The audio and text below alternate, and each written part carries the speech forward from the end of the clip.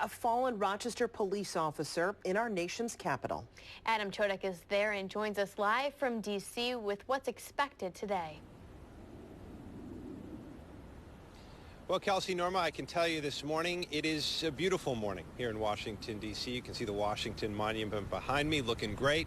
Much of the rest of the National Mall actually under construction.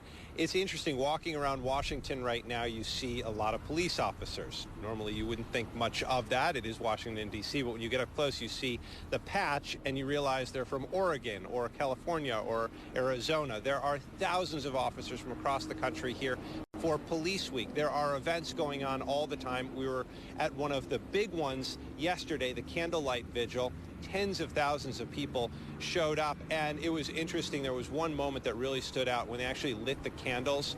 It took your breath away because it actually lit up the entire block in an orange glow. They then read the names, 275 or so of fallen officers that they were adding to the wall. One of them was Daryl Pierson's name. It was a touching moment for the Rochester crowd that's here, a lot of them from the tactical unit, to which Daryl Pierson belonged, and Amy Pierson was in the crowd as well with her young son, Christian. Today is a little bit more low-key because what you're dealing with is some of the smaller events, and some of them aren't even events, they're seminars. So there's going to be a seminar for children who have lost a loved one in the line of duty, and Amy Pierson was telling us that she is expecting to take her son to that.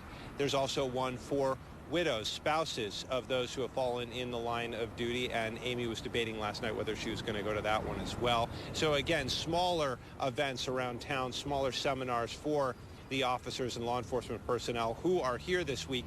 Tomorrow, another marquee event. You have the memorial service.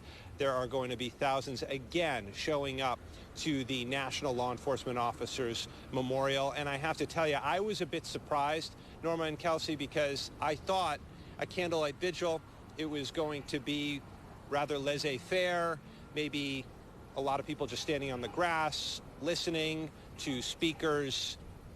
But this was a huge event. There were roped off areas, there was seating, there was even press credentialing that we needed to have. So this is a very big week. It is very well organized, and part of the focus of this is to raise funds for the National Law Enforcement Officers Fund. So they're hoping to get money because they help a lot of the families in need after they lose an officer. A fallen officer. So they talked about that too. One last point is they had some cabinet members speak at this candlelight vigil, and they were pretty high up. You had Homeland Security Secretary Jay Johnson, and you had the new Attorney General Loretta Lynch. They both spoke, offered some warm words to the crowd. This was a big deal last night, and it's likely going to be a big deal on Friday morning as well when that memorial service gets underway. Adam, I wanted to ask you about how many from Rochester, and pardon me if maybe you did answer this already, how many from Rochester are there that you know or you've heard are there from Rochester, or even anecdotally?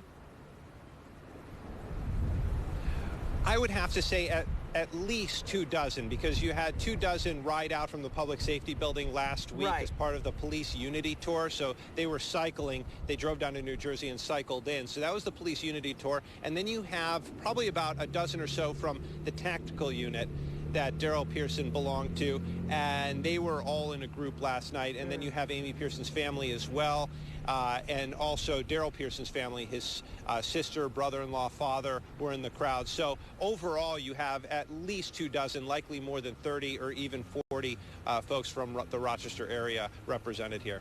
Okay. Adam, you were at the unveiling of the memorial, the sign for Officer Pierson last week, and you've covered a lot since he was killed while he was in duty. And I'm just wondering, how does this compare? What's it like to be in Washington, D.C. among so many others who have been impacted the way the Rochester community has been impacted?